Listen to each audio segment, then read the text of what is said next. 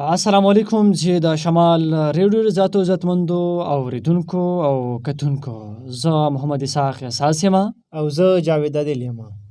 کلم چې کال پوره شي نو مونږه سالانه جایزه اخلو د خپلو پروګرامونو او دغه سالانه جایزه چې مونږ د خپلو پروګرامونو واخلو دغه ستاسو مخې ته ږدو. بالکل جی. نو نن تاسو ته به یاد وي چې زموږ پروګرام خو چونکې شمال رنګونه پروګرام دی، شمال رنګونه پروګرام کې سره زه محمد اسحاق احساس او جاوید عادل صاحب در سره یو. نو بالکل چې راغلی تاسو سره حاضر یو. موږ بر سره د پروګرام شمال رنګونه په کوم سالانه جایزه د جی به تاسو مخې ته ږدو وړاندې کوو چې په دې کال کې موږ تاسو سره په کوم ورځ باندې کم پروګرامونه کلیو، په دغه پروګرامونو کې موږ سویلیو او په کوم ورځ باندې به موږ تاسو لپاره څنګه پروګرام ډیزاین کړو. نو په دغه باندې بر سره خبرې کوو.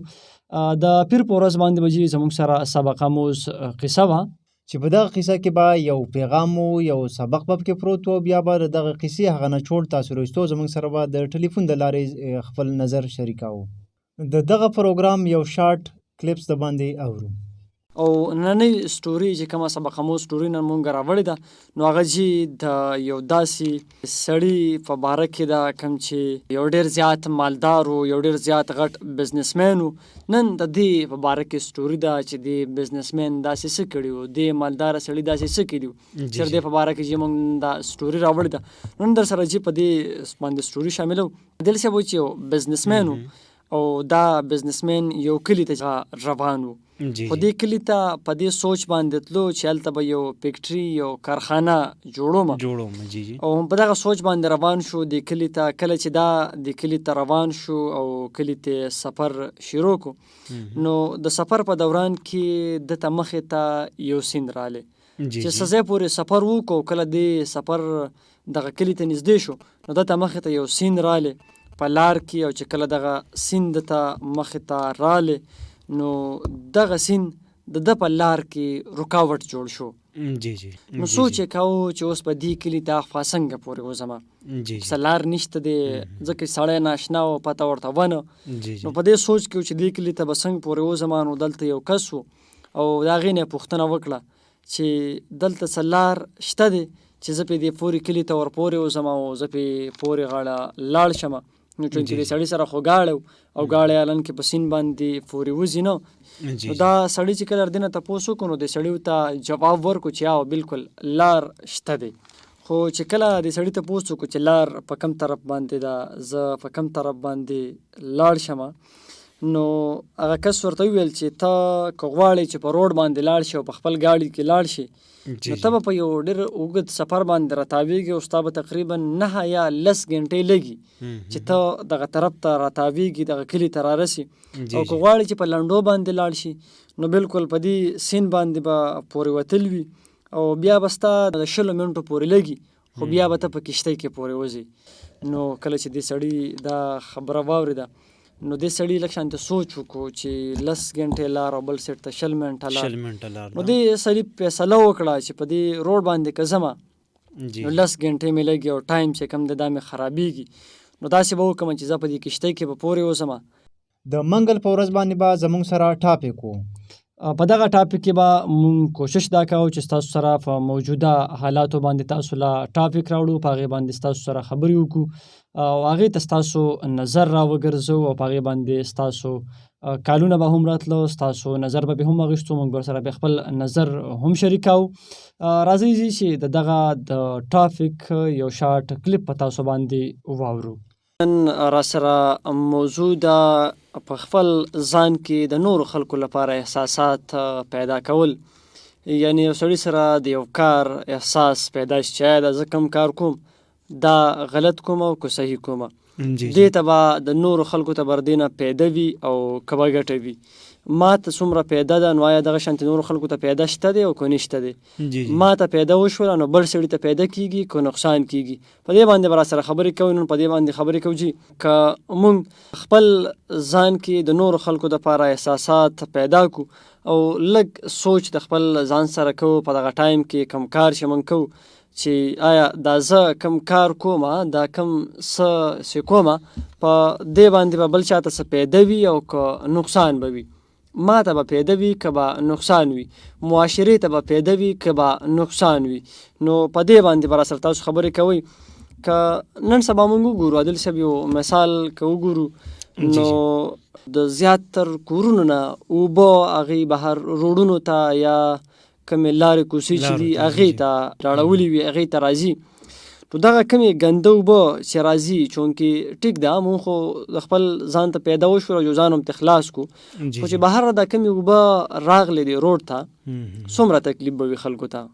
جی جی دا نقصان څومره لاړو څومره نقصان وشو پیدا خو معمولي شانتې وشوله ځان دپاره خو د نورو خلکو دپاره څومره تکلیف باعث جوړ شو نورو خلکو ته دې نه څومره تکلیف ورسېدو. د بود په ورځ باندې به یې زموږ سره ستاسو د خوښې ټاپک وو. بالکل جی اولنی کالر به رالی د ټلیفون د لارې زموږ سره به د موضوع انتخاب وکړو. دویم کالر به رالی هغه به د جدا موضوع انتخاب وکړو. دریم کالر به رالی هغه به د جدا موضوع انتخاب وکړو. څلورم کالر به دغه درې غوڼو فیصله کول او د یوې موضوع انتخاب به کوو. دغه به ستاسو د خوښې ټاپک وو. په دغه باندې به تاسو بیا زموږ سره خپل نظر شریک کوو. راځئ چې دغه پروګرام نه یو شارټ کلیپس په تاسو باندې واورو. خو نن زموږ سره ستاسو د خوښې موضوع ده هغه ورځ ده چې ستاسو د خوښې موضوع راځي. اولنی کالر به راځي او هغه به ځان له موضوع ږدي. دویم کالر به هم دغه شانته کوي. دریم کالر به هم ځان له موضوع خوښوي. څلورم کالر چې هغه به دغه درې غوڼو فیصله کوي. خو کوشش دا کوئ چې زموږ سره نوې موضوعګانې راوړئ نوې خبرې پې وشي تاسو ته هم څه زده کوئ او موږ ته هم څه زده کړو. څلورم ملګری چې کله د دغه درې غوڼو فیصله کوي او موضوع خوښوي نو تاسو بالکل په دغه درې غوڼو موضوعګانو کې چې تاسو کومه یوه موضوع خوښوي او په کومه یوه باندې زموږ سره خبرې شئ کولی بالکل به تاسو دغه سلیکشن وکړئ دغه به خوښه کوئ او زموږ سره به پې خپل نظر شریک او بیا به دغه شانته د کالرانو څنګه چې د نورو پروګرامونو په شانته دغه سلسله به شروع وي. بالکل چې هم دغه د ننني پروګرام چې کوم دی هغه فارمیټ دی دغه باندې به راسره تاسو فارمیټ باندې ځئ. نو راځو به چې ستاسو دغه کالونو طرف ته اولنی کالر چې څوک راځي د کوم ځای نه راځي. السلام علیکم جی. وعلیکم السلام. مننه جی ورور څوک دی کوم ځای نه؟ سیف الله خبرې کوم چارمن پیدا ښه مستره زما د موضوع انتخاب خدا دی او د کتاب او استاد احترام حواله بل څوک راځي دغه شمیره باندې دوی د کوم ځای نه راځي دوی به راسره د کومې موضوع انتخاب کوي. السلام علیکم جی. وعلیکم السلام ورحمت الله وبرکاته. حبیب الرحمن ما د کراچۍ نه زه به درسره موضوع لرم. جاوید عادل بھائی نن سبا زموږ په زړونو کې نفرتونه زیات شوي دي چې دا ولې زیاتېږي څه وجوهات د دې کېدای شي. یا السلام علیکم. السلام علیکم. خیر دی ورور څوک خبرې کوئ د کوم ځای نه؟ عبدالله خبرې کوم د علیزه محرم غونډۍ نه. د دې زه خو ما خو موضوع ذهن کې دا وه جمال د خویندو له نن سبا هر یو سره حق نه ورکوي خویندو له حق نه ورکوي نو دیوان چې په حقوقو باندې خبرې وشي. ښه چې ګورو 0942 باندې څوک راځي د کوم ځای نه راځي او دغه موضوعګانو کې ځي دغه درې کومې موضوع انتخاب به کوي. السلام علیکم جی. وعلیکم السلام ورحمت الله وبرکاته. ملک شهزاده کاکا ته ستړي مشي هرکلی و. مهرباني الله خوشحاله او آباد ساته.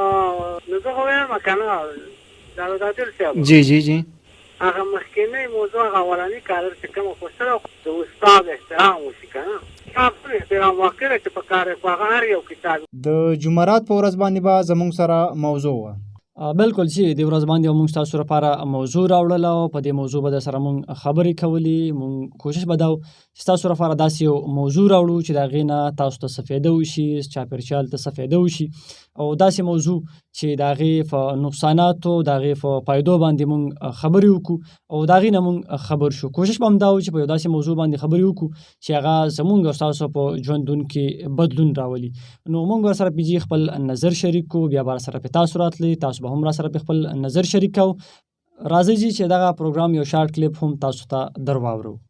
نن زموږ سره موضوع ده مشوره کول چاته مشوره ورکول یا مشوره.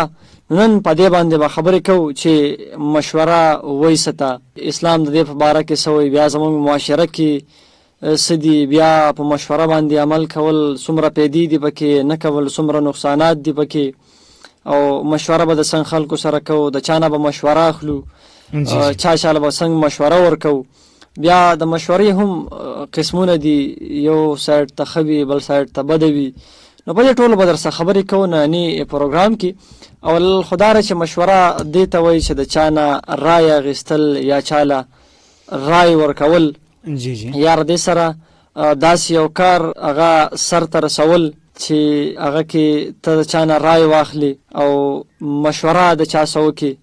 نو دغه شانتي یو عمل کول او د هغې دپاره د بل چا نه چې کومه دغه رای مشوره اخیستل وي دغه حاصلول وي او انسان د خپل مسلو د حل کولو دپاره د هغې د تلاش کولو لپاره یو اسانه لاره چې کوم دی هغه ګوري نو هغه لاره هغه څه ده هغه د جي مشوره.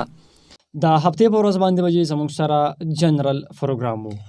بالکل جی په جنرال پروګرام کې به څنګه چې په نور پروګرامونه داسې وو چې هغه به سنجیده پروګرامونه وو، زموږ سره به موضوع او ټاپک و، په هغې حوالې سره به موږ خبرې کولې. جنرال پروګرام کې به موږ تاسو سره گپ شپ لګاو، تاسو به هم راتلئ د ټلیفون د لارې. خو په دغه جنرال پروګرام کې به زموږ سره 3 سوالونه وو چې هغه به جنرال سوالونه وو. د دغه 3 سوالونو سره زموږ سره به انفارمیشن به در سره موږ شریکول په دغه پروګرام کې، لکه کم جابس چې راغلي وي هغه به تاسو ته موږ ویل، کومې اډمیشنې وي داخلي وي د سکولونو د کالجونو سکالرشپ وغیره وغیره چې څومره معلومات او څومره انفارمیشن موږ به دغه پروګرام ته راوړل. راځئ چې دغه پروګرام یو شارټ کلیپس هم په تاسو باندې واورو. نن زموږ سره جنرال پروګرام دی په هفته کې په دې ورځ باندې زموږ سره جنرال پروګرام وي. په دې کې به تاسو راځئ په 0942 222 433 باندې او زموږ سره خپل نظر به را سره شریکوئ او په اس آر سرویس په خپل پیغامونه را لګي. خو مینوالو زموږ سره په دې پروګرام کې 3 سوالونه وي او دغه 3 وړو سوالونو جوابونه تاسو موږ ته را لګي په 4471 باندې هم 4471 د لارې چې تاسو څومره ټیک جوابونه راشي نو هغه به د پروګرام برخه جوړیږي. بالکل جی احساس یو زموږ سره 3 سوالونه ادا دي. اولنی سوال زموږ سره ادا دی چې هغه کم یو ملک دی چې په هغه کې چړ یا ژوندی نه پاتې کېږي، چنچڼې. دویم سوال زموږ سره دا دی چې هغه کومه یوه مرغۍ ده، هغه کومه پرنده ده چې خپلو بچو له دود ورکوي، شوده وله ورکوي. او دریم سوال زموږ سره دا دی چې هغه جیل په کوم یو ملک دی چې د هغه اولنۍ اوبه د په سر باندې چې کومې بیګې خوږې وي خو چې 3 فوټه لاندې لاړ شي په دغه اوبو کې نو هغه بیا تروي وي. دا جیل په کوم ملک دی؟ صحیح بالکل چې د نه علاوه چې کوم انفارمیشن وي موجوده حالاتو کې سوي په هغه هم تاسو خبرو. د اولنۍ ایگزام حواله سره چې کوم دغه دینو کوم چې د فرست او سیکنډ ایئر والا چا امپروومنت کړی وي دا غي ایگزام شروع دي، امتحانات شروع دي. د نه علاوه جی نو 15 تاریخ پورې جی تاسو پیپ سکالرشپ دغه لپاره که تاسو اپلای کوئ نو در روان 15 تاریخ پورې جی دغه لاس ډیټ ډیر 15 تاریخ پورې تاسو جمع کولای شئ. دا غي نه پس جی بیا تاسو نشئ جمع کولای. دا د نه علاوه جی په الیکشن کمیشن کې ویکنسي راغلي دي، ویب سایټ ته سرچ کړئ نو په باندې جی تاسو خپل اپلای چې کوم دی هغه هم کولای شئ. څومره چې جوابونه راځي زموږ کوشش دا وي چې هغه در سره شیر کو، هغه در سره وایو. موجوده وخت کې چې کوم وي د خیبر پختونخوا دپاره جي د ډیټا انټري اپریټر کې 35 سیټونه دي او 19 پکې په اوپن میرټ دي او 11 پکې فیمیل دي او دغه شانتي دي لپاره جي تاسو کو څوک اپلای کول غواړئ خو بیچلر چې چا کلی وي او ورسره یو کال ډي آی ټي ډیپلوما انفارمیشن ټیکنالوژي او بیچلر نو دغه د دې لپاره چې الیجیبل دي نو کولای شئ چې تاسو ورته اپلای وکړئ. دغه ویب سایټ باندې چې تاسو لاړ شئ job.ecp.gov.fk.